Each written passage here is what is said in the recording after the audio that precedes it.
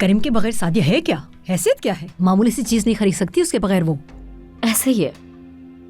ये भी तो हो सकता है कि अगर इतने सारे जेवरात हैं तो वो किसी बैंक में या सेफ में रखते होंगे, घर में क्यों रखेंगे? जरूर घर में ही कोई सेफ होगा। और पता नहीं वो घर में किस तरफ होगा, कहाँ हो सकता है?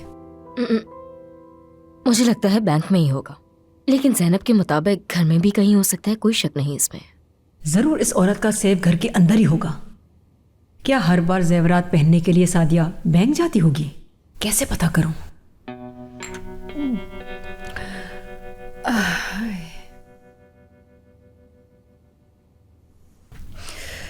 दिल तो ऐसा घबरा रहा है मेरा।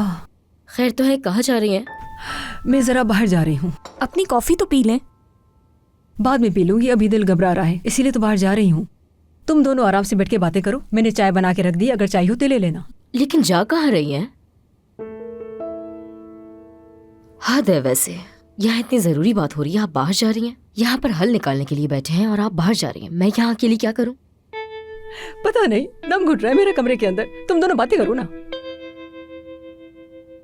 चलो शाबाश शाबाश।